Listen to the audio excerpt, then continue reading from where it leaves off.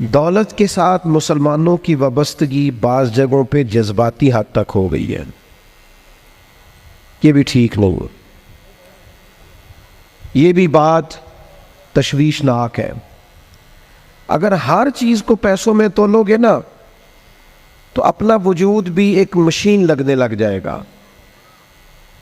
اپنی طبیعت میں محسوس کرو گے کہ اس کے اندر روحانیت، اس کے اندر درد دل، اس کے اندر کیفیت نہیں رہی۔ میں دیکھتا ہوں قرآن مجید نے میاں بیوی کے رشتے کو اللہ کی نشانیوں میں سے ایک نشانی قرار دیا ہے،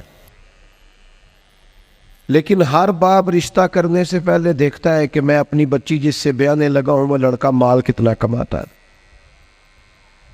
لڑکی والے بھی مال دیکھتے ہیں اور لڑکے والے بھی یہ غور کرتے ہیں کہ لڑکی کس قدر زیادہ جہیز لے کے آئے گی، بچے کو موٹر سائیکل ملے گی کہ گاڑی کی چابی ملے گی۔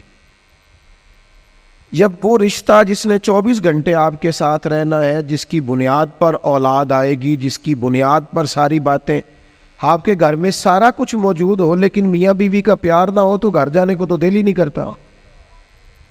اتنا اہم اور گہرا رشتہ بھی جب پیسوں پہ تول لیا جاتا ہے تو وہاں قرار کیسے نصیب ہوگا، اطمینان قلبی کیسے آئے؟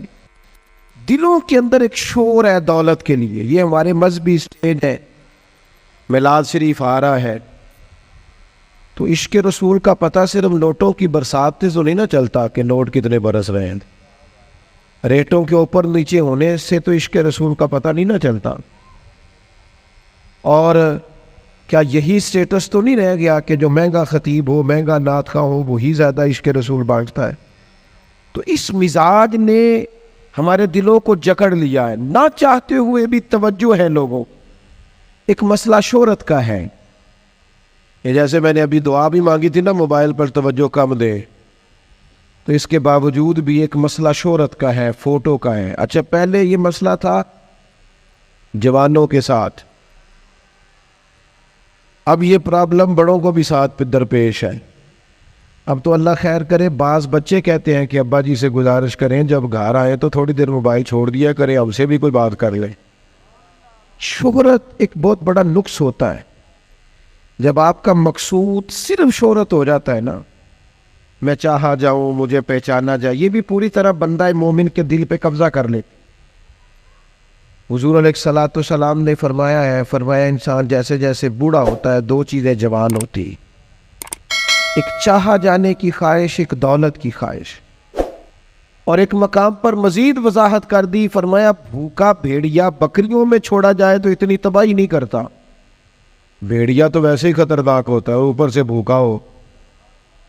بھوکا بھیڑیا بکریوں میں چھوڑا جائے تو اتنی تباہی نہیں کرتا جتنی دولت اور شہرت کی محبت انسان کے باطن میں تباہی کرتی۔ یہ چیزیں ہمیں جکڑ رہی ہیں تیزی سے، شہرت، اقتدار، چاہا جانا، گلی کا نام میرے نام پہ ہو جائے، محلے کا نام میرے نام پہ ہو جائے، برادری کا بڑا مجھے مان لیا جائے، فلانی شے میری، میں یہ ہوتا ہوں، میں وہ ہوتا ہوں۔ بات بھائی ان چیزوں کی تو جگہ ہی نہیں تھی تیرے دل میں، یہ کدھر سے آ گئیں؟ تیرے دل میں تو تیرے لیے تو نسخہ یہ تجویز کیا گیا تھا کہ تیری جان سے بھی زیادہ قریب رسول پاک ہے۔ تجھے تو صبح سے شام تک دیکھنا تھا کہ تو نے محبوب کی نعت کتنی پڑھی ہے، تو نے تو دیکھنا تھا دل میں تڑپ کتنی ہے رسول پاک کے لیے، حضور کی سنت کا، شریعت کا پاس کتنا ہے۔ صبح سے شام تک تو نے تو یہ سوچنا تھا کہ میں خدمت دین متین میں اپنا کردار کتنا ادا کر سکتا۔ تجھے زندہ رکھنا ہے، تیری روح کو اگر بچنا ہے تو وہ نبی پاک کی محبت سے بچے گی۔ مرکزی نقطہ فاضل بریلوی نے سمجھایا ہے، ایمان کا مرکزی نقطہ۔ سب لوگ کہتے ہیں دنیا میں صبح و شام دعائیں مانگی جاتی ہیں، یا اللہ با ایمان لے جانا، یا اللہ با ایمان لے جانا، یا اللہ با ایمان لے جانا، اللہ ایمان پہ خاتمہ کرنا۔ تو اعلیٰ حضرت فرماتے مجھے تو خاتمہ بالخیر کا پتہ بھی چل گیا کیسے ہوتا ہے۔ حضور کس طرح ہوتا ہے؟ فرماتے ہیں انہیں جانا، انہیں مانا، نہ رکھا غیر سے کام۔ اس پر ایک نتیجہ مرتب ہوا ہے، وہ بھی اگلے مصرے میں بیان کرتے ہیں۔ فرماتے ہیں کہ انہیں جانا اور انہیں مانا پھر نہ رکھا غیر سے کام تو نتیجہ کیا نکلا؟ للہ الحمد، میں دنیا سے مسلمان گیا، پھر شکر ہے اللہ کا میرا ایمان سلامت رہا۔ ہم اگر اپنے دل کو اس محبت میں لے آئیں گے نا میرے بھائی، تو پھر نہ رکھا غیر سے کام۔ میں آپ کو یقین سے بتاتا ہوں، یہ بس کر دیں جی ڈرون شرون، ہمارا کیا لینا دینا ان چکروں سے، اللہ آپ کو جزائے خیر عطا فرمائے۔ ہم تو آپ سے بات کرنے آئے ہیں اور آپ بات سننے آئے ہیں، اللہ خیر فرمائے۔ کسی درویش کا آئینہ ٹوٹ گیا تھا، تو وہ کہا جناب آئینہ ٹوٹ گیا ہے، فرمانے لگے چلو شکر ہے اپنا آپ دیکھنے سے جان تو چھوٹی۔ اپنا آپ ہی دیکھتے رہتے تھے، گرچہ آئینہ دیکھنا بری بات نہیں، لیکن صرف اپنا آپ ہی دیکھتے رہنا اور ہر وقت دیکھتے رہنا۔ خدا مجھے ایسی خدائی نہ دے کہ اپنے سوا کچھ دکھائی نہ دے، یہ بھی کوئی اتنا ٹھیک مسئلہ نہیں۔ آپ غور فرمائے، کیا عرض کرنا چاہتا ہوں آپ کی خدمت میں میرے عزیز۔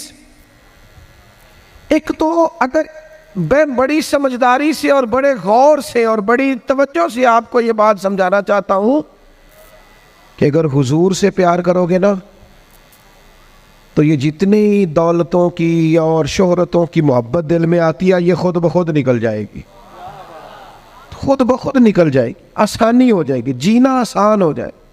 دوسری بات آپ کی خدمت میں عرض کروں، ہم نہ تازہ دم نہیں رہتے، ہم پریشان رہتے ہیں، ہم بور ہوتے ہیں، ہماری طبیعتیں بعض اوقات جلد بازی کرتی ہیں، ہم بعض اوقات الجھ جاتے ہیں، قرار تلاش کرتے ہیں۔ اس قرار کو تلاش کرنے کے لیے پھر بعض لوگ الٹی سیدھی موویز دیکھتے ہیں، بعض لوگوں کا خیال ہے کہ شاید میں کوئی لطیفہ سنوں گا تو معاملہ ٹھیک ہو، پھر اس کا نتیجہ بھی نکلا ہے لطیفے سننے کا۔ اب لطیفے سنانا بھی اتنا بڑا کام ہو گیا ہے کہ مولوی ہے پگڑی داڑھی والا، لیکن اس کے نام کے نیچے لکھا فنی مولوی۔ خدا کے بندے، یہ سنجیدہ اسٹیج ہے، دیندار لوگوں کا کرنے کا کام ہے، آپ کیا کر رہے ہیں؟ مولوی بھی فنی ہوتا ہے، 6 معنی دار ہے، کہ ہمارا مزاج تھا ہر چیز شغل میلہ، ہر چیز ہنسنا الجھنا۔ میرے عزیز، ہم چونکہ سکون چاہتے تھے، کچھ نے ادھر ادھر کی مووی دیکھ لی، کچھ نے ہنس لیا، کچھ سیر کو چلے گئے، کچھ کا خیال تھا کھانے کھا لیں گے تو سکون آ جائے گا۔ یاد رکھنا ان چیزوں میں سکون نہیں ہے، ان میں تو آپ الجھتے جائیں گے، مزید تو سکون کہاں ہے، قرار کہاں ہے؟ آپ کبھی صحابہ کی زندگیاں دیکھیں نا، حالات جس طرح کے بھی تھے نا، ان کو جو سکون ملتا تھا وہ رخ مصطفیٰ سے ملتا تھا۔